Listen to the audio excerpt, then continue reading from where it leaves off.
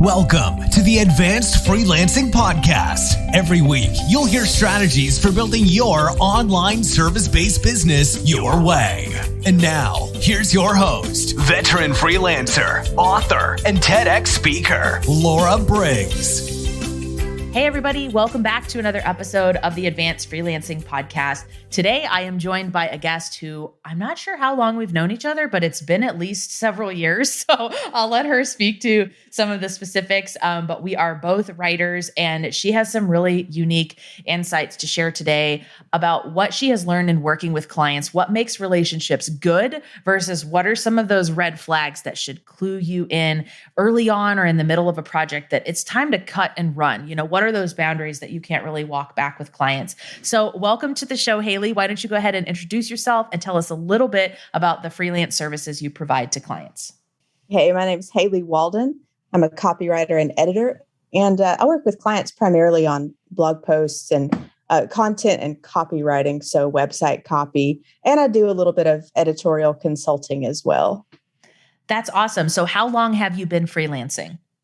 I have been freelancing technically since 2012. I started on a very part-time basis, and I bounced between working as an independent contractor up until 2016, and that's when I went full-time as a freelancer. So I sort of did some independent contract work and a little bit of work as an employee in between as I was making some adjustments.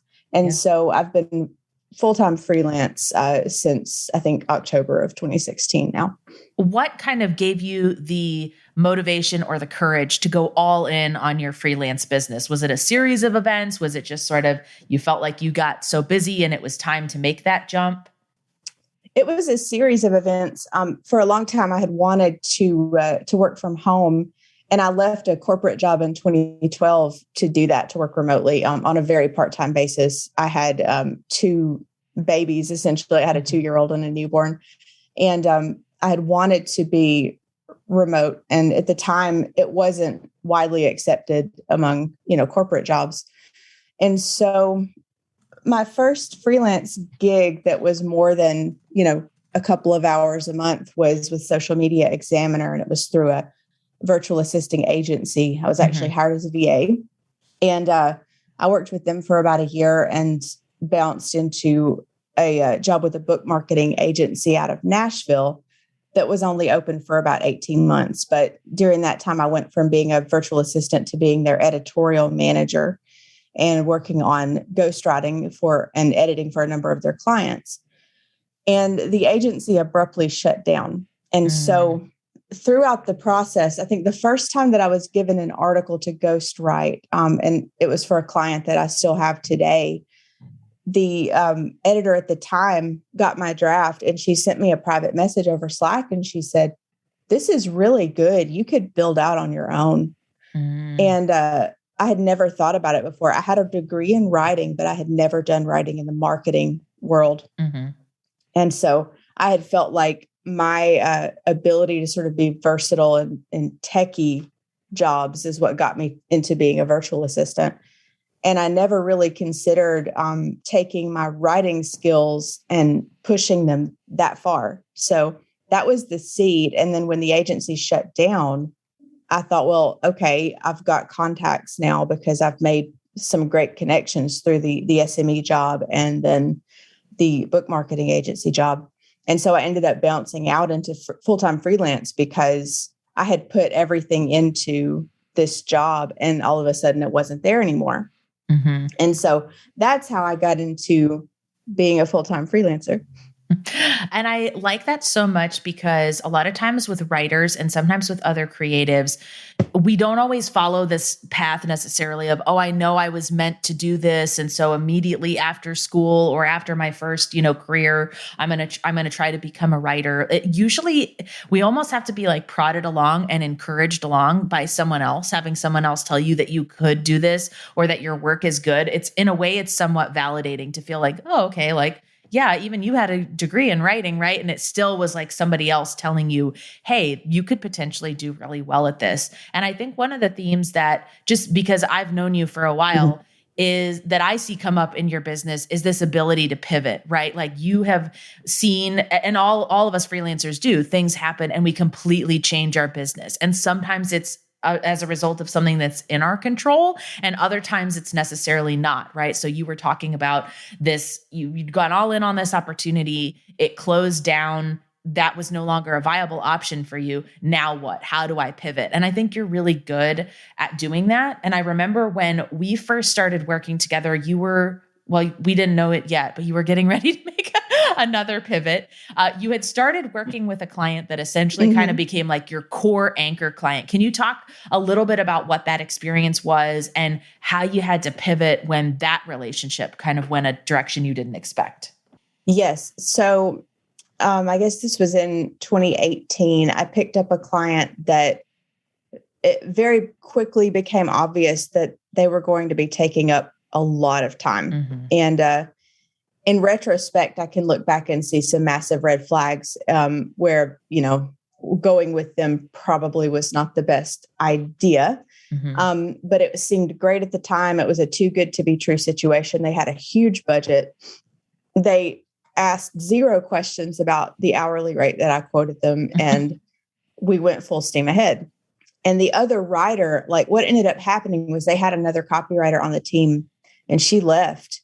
And when she left, they did not replace her. And so more work came to me. And I had some life circumstances at the time that I was dealing with a lot of stress. And I had some other clients that were sort of like, I have a friend in business who calls them ankle biters. Like you have like the little piddly projects or the like lots of little things that you're managing all at once. And so I started letting some of those smaller projects go because I was, what I try to do in my business is sort of reevaluate what I'm doing a few times a year and see like if there's stuff that needs to go and if there's work that no longer is a fit for me. And so that's what I started to do. I started to sort of let some things go. And I found myself leaning harder and harder into this job. And the company seemed to be doing really well. The industry they were in was booming at the time. It was a flash in the pan in a way. But what ended up happening was there were some things going on in the upper levels of the company that, of course, like, as a contractor, I was not privy to. And one day we got a phone call and we were told that the entire marketing department had been cut. And by that time, I was putting almost all of my eggs were in that basket. Yeah. Because they were so consuming. And I had even started, I was a contractor, but I had started subcontracting some of the work out because it was so much. And I had recognized, oh no, I'm in over my head. This is getting volatile. It's very disorganized. And I started to see that it wasn't going to last. It's just that they cut us out before I could get control of the situation. And so on my end, can't control the client.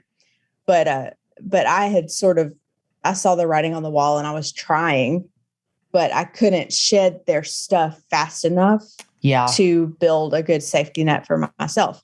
So, and I won't go into like numbers, but they were paying a tremendous amount of money and all at once, like it's out, it's gone. Yeah. And so, so what I did was I fell back on my network. I've built an excellent, really strong network of some great people over the years since I started working in digital marketing in 2015. And I just immediately hit my network and I was like, hey, this is what's happened. Do you have anything? Do you know anybody who has anything? And I mean, the first day that I lost the job, I got a gig from actually Travinia Barber is the person who got me in as a VA to begin with. She owns a Priority VA agency. Yeah. And she was one of the first people to kind of come to the rescue and give me a contact. And so from there, it took quite a while to build back out because in the midst of all this, I lost this job and I was also in the middle of the 10-month identity theft ordeal that my husband and I went through. And so I'm dealing with like cleaning up after ID theft and it's on a weekly basis for it's almost a weekly basis for 10 months. Mm. And so I'm spending a couple of days a week on the phone with LifeLock and shutting down bank accounts and trying to get this thing slowed down, because it was just absolutely insane.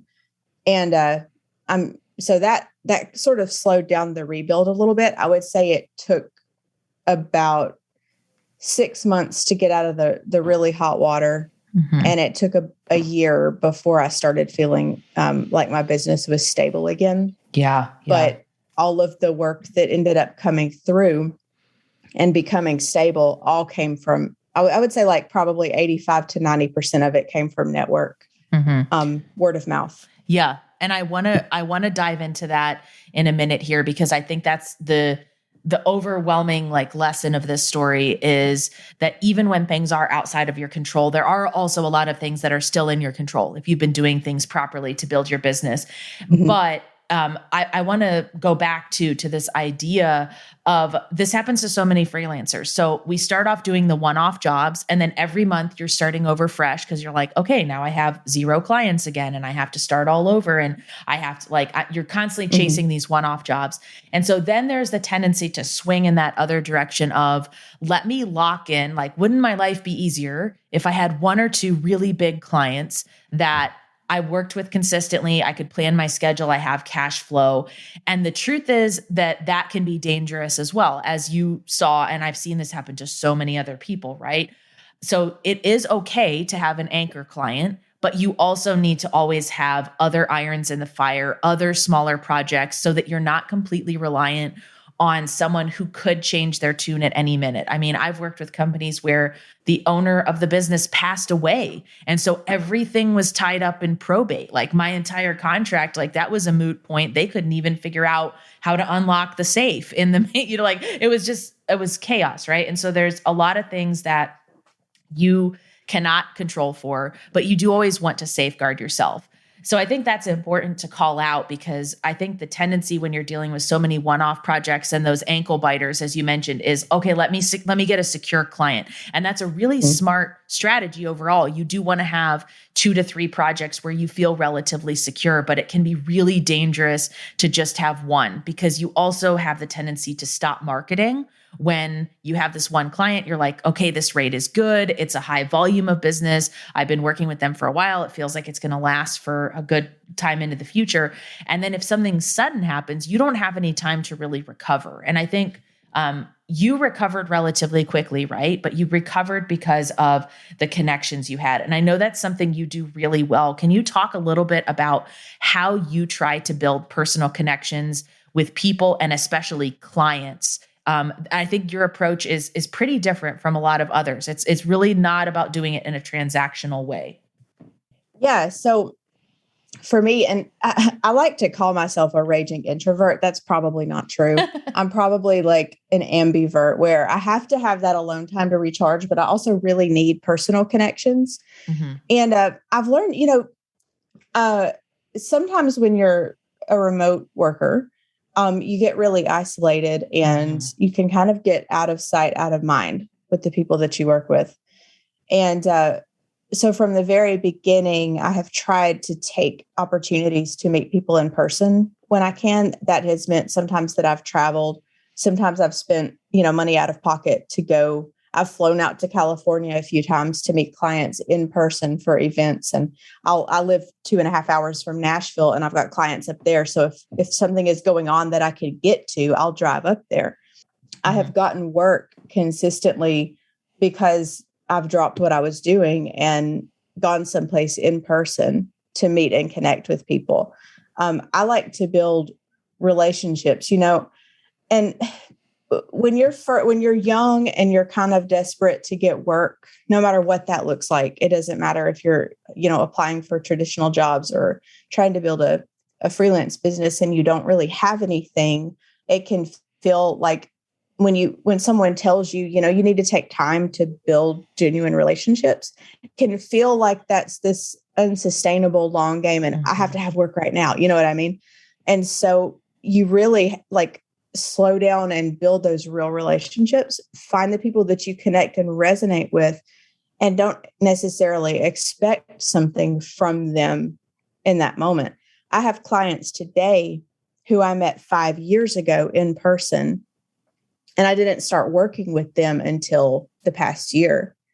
But because of the rapport that we built, they eventually circled back if they needed me. And it gives you, there's a more genuine underpinning to everything that you do going forward in freelance. You're not connecting with people for the sake of a job. You're intentionally building relationships with people that resonate with you, people you can level with. You may or may not get a job out of that relationship, but if you have a genuine connection, then who knows, that person may introduce you to someone else. And that's just the natural course of things. It's not, you don't want to do it as a means to an end. You want to do it because you care about the people that you're working with. But I've just consistently found that I've been able to bounce back and rebuild from a couple of pretty bad situations just because I've put that effort into getting to know people and connecting with people. And it can't be forced. And you have to, sort of be able to read people and whether or not they're receptive to you. But when along the way, as you find people that you resonate with, just lean into that, check in on them every once in a while. Find out what they're interested in, find out where you have common ground. So many times just landing on some things that you have in common with a colleague or somebody who might be a mentor can really make a huge difference in the network that you're building, because you're not going to them saying, hey, give me a job. You're like, hey, what do you like? What do you like to do? What do you care about? Oh, cool. I care about that too. I mean, that's how you make friends on the playground, right? Same principle. It's all about, finding that sweet spot of, who do I level with and who do I look up to, and can I get to know these people, and what does that look like? Oh, I'm so glad you talked about this, because it is very easy to get into this transactional place where we focus on delivering what we've promised to clients, protecting our boundaries, but we still have to make those human connections. And I really feel like this is the real thrust of marketing right now is, after 2 years of the pandemic, people want human to human connections. And so taking that time to get to know someone, meeting them in person if you can, those kinds of things can really go a long way, because people remember people. And especially when you were in the position you were in of saying, okay, my primary source of freelance income is gone overnight, and I had no reason to expect that was coming. I have to generate something pretty quickly here, and I'm going to have to call in my favors. I'm going to have to put the word out to let people know that I need help right now. And it really is not just the fact that you do good work, but it is because people liked you as a person and they said, I want to help. Let me jump in. I know this person. She's also good at what she does, which is a bonus, but I want to help her. And I think that's really important as well. And so now that you know, and you've always been really good at building those personal relationships with people and making an impression on potential clients and current clients, I feel like you've also gotten really sharp on identifying red flags so that you can work with more of the good clients who bring long-term stuff and fewer of the bad clients that turn out to be nightmares. And this is a really hot topic with a lot of freelancers. Can you talk a little bit about some of the red flags that you've gotten really good at spotting and why those are a problem? Sure. Okay. So I tried to drill this down because there are so many possible ones, but I feel like yes, I've got 3. Okay. And I feel like these 3 encompass, quite a few different things. So the first one I have is nickeling and diming. So when you have a potential client or even a current client, because this can apply to whatever the work relationship looks like. But if you have a client who's coming in and sort of like demanding, they're trying to wring you out for the amount of money that they're paying you, or they're demanding above and beyond, what you offer for a low rate, or they're complaining about the rates that you quote. All of those things can be massive red flags. Okay, so you're talking about this idea of nickel and diming out of the gate. So can you explain what what that can look like. Like, what's an example of being nickel and dimed, when you're in an early relationship with the client or when you're doing the proposal? So when you're in an early relationship or doing the proposal, normally this will look like someone kind of acting squicky about your rates or trying to stuff as much into the rate that you're quoting and into the scope of work as they can.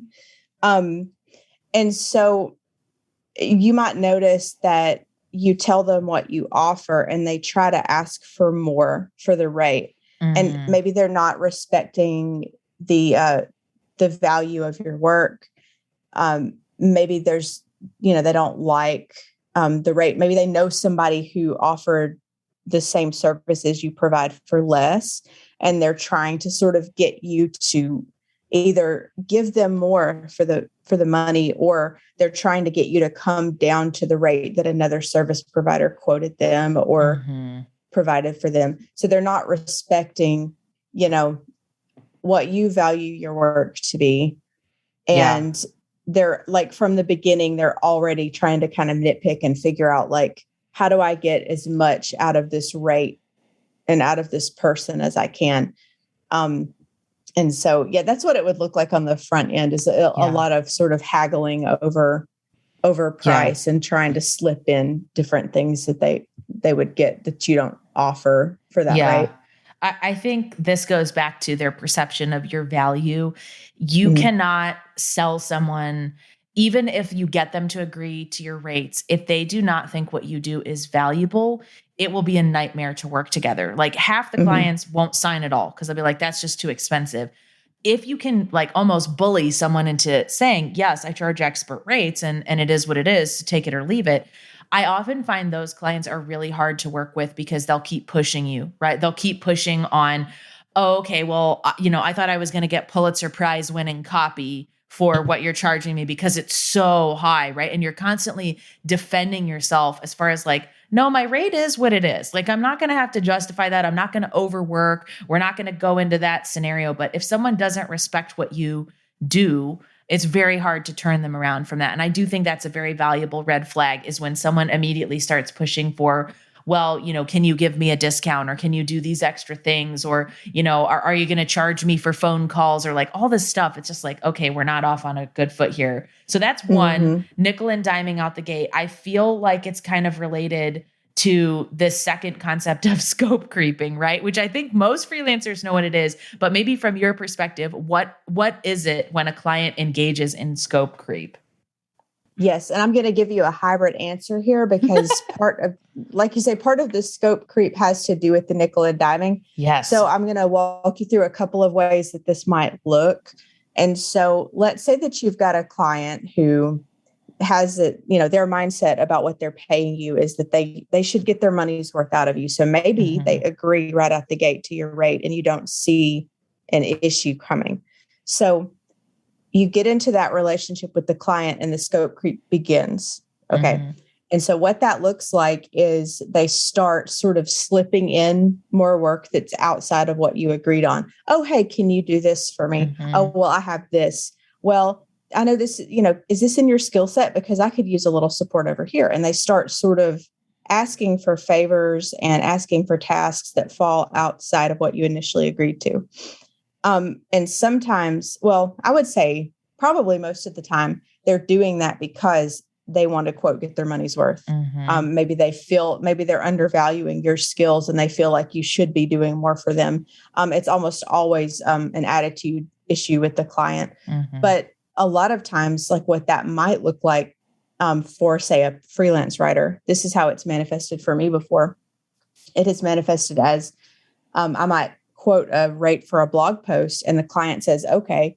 And then they turn back, or they send back so many revision requests that I end up spending twice the time on, because, and it's obvious. Like, I can give you a great example here because I don't want to misrepresent how we should view revision requests, because most of the time they're reasonable, right?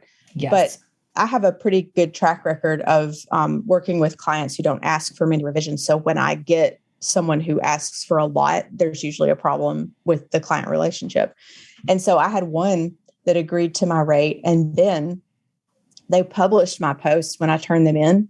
And then they would come back to me with these just scathing edits in the documents. And actually, like, I have a colleague who worked for the same client and had the same experience. And both of us are really solid writers. And when I broke the relationship with that client, I actually did not go back and edit the outstanding articles because they had already published everything. And my view of that was, if they were good enough to publish, they don't need what you're asking for here. And so, that was a wake up call for me, because I thought that I had this great rate. And then I was spending, 2 additional hours on all the edits that they wanted. Just nitpicky.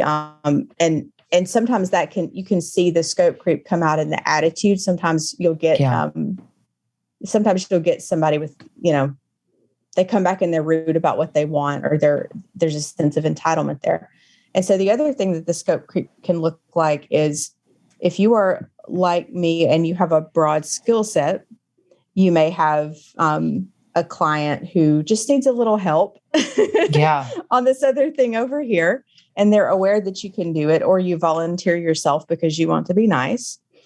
And before long, you find yourself working on a project or working in a skill set that they did not hire you for and that you're not being paid for. So those are the ways that I've seen scope creep manifest, is, asking for more because they feel like they need to get all their money's worth out of you, or they think that they can get work that they might need more than one team member for realistically, but they think they can get it out of one person. Yeah.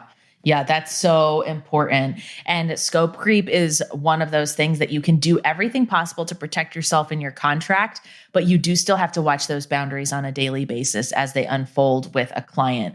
Okay, so that's 2. We've talked about nickel and diming. We've talked about scope creeping. This third one always makes me laugh because it might initially seem harmless, but it's always a sign of a bad client. So why don't you fill us in? Because I hate this one too. And the minute I hear it, I'm like, yeah, no, I'm not working with you.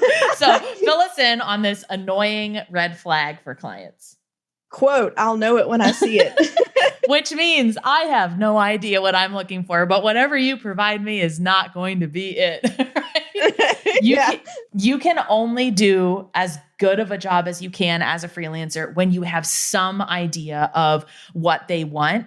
And I actually found this one, a kind of a related one, is when, especially for writers or graphic designers, the client says, I don't know what you turn in your work and they're like, I don't know what it is, but I just don't like it. There is no helpful feedback in that.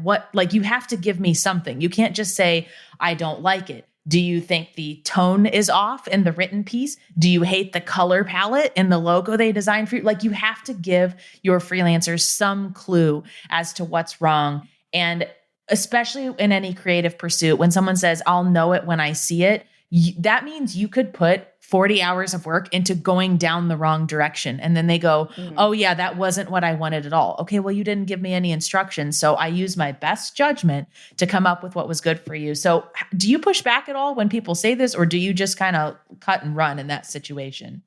I have not had many of these situations, but I try to cut and run because well, and I've gotten better about running over the years, and you will, the more experience you get, the more comfortable you get with being like, okay, this is not a fit. I'm not going to do this. Yeah. But I had one in particular comes to mind, and we were working with this client on their brand voice, and it was a solopreneur kind of situation. And so that was what they told me. I'll know it when I see it. And they paid me a non-refundable deposit on the project. And what ended up happening was I just cut and run, and I just kept the deposit and let them go, because we went through an exercise where they sent me all their materials and what their brand voice was supposed to be. They had done some exercises on trying to land on this. And so the first pass they didn't care for. So I said, okay, I'm going to outline the second pass, and we're going to get the outline approved before I go any further. So they approved everything And then when I turned around the second draft, they hated it. And okay, I'm done, because I was nice about it, but I said, listen, we're not a fit. But what happens is when you have I'll know it when I see it client, you could get into this situation where you're doing multiple iterations of whatever they're asking for. You're not making them happy. Because they're not happy, they don't want to pay. And so you end up sort of sinking all this time and stress into trying to make, this individual or this organization happy. And most of the time you're going to walk away burned in one way or another. Mm-hmm. They're either going to stiff you on pay, or you're going to put a lot of time in that you never get compensated for because you're trying to make them happy, but they, either don't know what they want for whatever reason, and sometimes the more insidious version of this is that they want some free content that they don't want to pay for. So they'll put you through all these hoops, and then they'll take what you wrote and use it anyway. Mm-hmm. Yeah, those are really good points. And so one of the other ways that I have seen you pivot that I want to transition to a little bit here before we wrap up is you have expanded your creative pursuits beyond just working for clients, right? And so you've done what I see a lot of successful and six-figure freelancers do, which is adding in other income streams and making sure you're working on projects that are important to you. So I know you're doing some writing in a different way, and I was hoping you'd share a little bit about how you made the decision you were at the right point where you had the time and the energy to do that, especially since I think this came a little after you rebuilt your business from the anchor client when things kind of blew up. But how did you know it was time to build in working on novels and other things you really wanted to get to? Yeah. So I've written fiction for years, and I've always wanted to write a novel. And actually, I started getting really serious about this book, the first book in my series, right around the time that this big anchor client was falling apart. Mm-hmm. And so I started it in 2016, the first draft of it, and I was pretty casual about it. And at the time, you and I were involved in a few of the same sort Mm-hmm. of business coaching groups. Yeah. And I went through a mindset coaching workshop with one of the coaches that we were Mm-hmm. in community with. And that, I was really busy and I was burned out, but writing fiction is a place where I find joy and I re-energize. And so sort of from this place of burnout and going into the year that I was dealing with this, ID theft stuff and the job loss and everything, I ended up turning to working on my novel as a form of escapism. Mm. And so I was so stressed out with that job. But they were paying me enough that I could afford to start producing these books. And I wanted to self-publish just because I wanted the creative control. And I knew, I have fairly high standards for, fairly high is an understatement, standards for my own work. So I knew, like, if I can build this team and I can afford to hire the editor that I want to hire and the cover artist that I want and things like that, that I'm going to be able to build this thing out. And I started believing that I could do it. And so I chose to just give it a shot at self-publishing. Mm-hmm. But writing fiction has ended up getting me through a lot of stressful situations. And so I self-published the first book in the series at the beginning of 2020 in January. The second book released last November, and I'm still working on the third one right now. But what I'm hoping for as I get toward finishing the series, which it'll be at least 4 books long, but as I get toward finishing that and marketing it harder, I'm planning for it to be another income stream. Mm-hmm. Sometimes with freelancing, you can take on such a big rotation of work that you burn yourself out. And so what I'm trying to do is look at the long game and where do I want to be in, 3, 4, 5 years. And I would like to have, some other forms of income coming in that don't all require the same level of brain space, brain engagement on this one thing, right? On the copywriting or editing or whatever. But yeah, so this series is called The Witness Tree Chronicles, and it's an epic fantasy, and it follows a historian who has dedicated herself to the histories of her world. Mm-hmm. And then she finds out that she's going to inherit magic that's memory magic, and that the real histories are completely different from all of the written records that she's been guarding. So the first book is called Defender of Histories, and it's a pretty expansive world. We've gone from one protagonist in the first book to 4 protagonists in the third, which is in progress right now. And it's been a lot of fun. It has kept me kind of sane and re-energized me when I've been in the midst of difficult situations, like rebuilding, like dealing with ID theft, like dealing with stressful clients. And so in addition to that, I'm in the process of trying to develop, what might an educational side of my freelance copywriting business look like. So you worked with me on that a little bit last week, and we're kind of tossing some ideas around about what some resources might look like, and for training, writers who want to get more into this marketing thing.